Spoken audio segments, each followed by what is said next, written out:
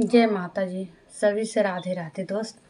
हम सुनाने जा रहे हैं आप सबको देवी पचरा कैसे लगे कमेंट में ज़रूर बताना।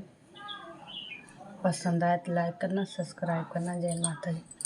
हमनी के छोड़ी के नगरियानु में कहवा जइबू माई। हमनी के छोड़ी के नगरियानु में कहवा जइबू हे माई।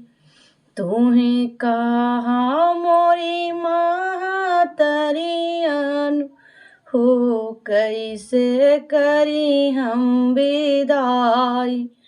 तुम कहा मोरी महतरियानु हो कैसे करी हम विदाई। बड़े रे जतनवा से मूर्ति बनवा ए मूर्ति बनाई माई तोह के बोलवा। बड़े रे जतनवा से मूर्ति बनवा मूर्ति बनाई माई तोह के बोलवले। थरे थरे कांपता शरीरियानु हो कैसे मूर्ति उठाई।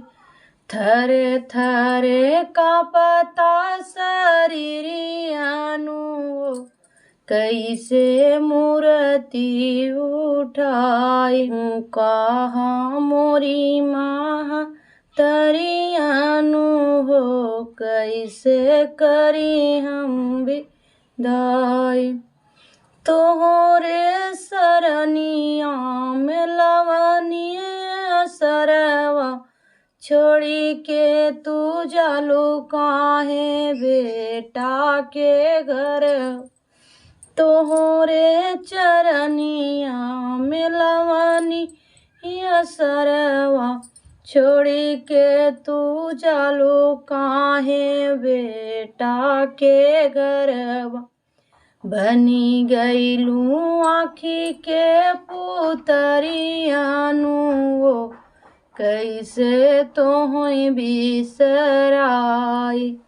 बनी गईलू आँखी के पुतरियानु हो कैसे तोह बिसराई। तू ही कहा मोरी महतरियानु हो कैसे करी हम विदा। तू कहा मोरी महतरियानु हो कैसे करी हम विदाई। नव दिन भूखले मैं सब सुख पवनी। नव दिन निरखे मैं सब सुख पवनी। तोहरे चरनिया में नैया लगवल। नव दिन निरखे मैं सब सुख पवली।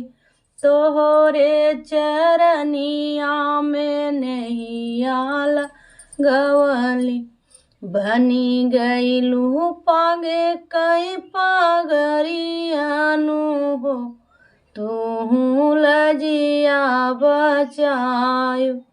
बनी गईलू पावन कई पागरियानु हो आई के लजिया बचायो।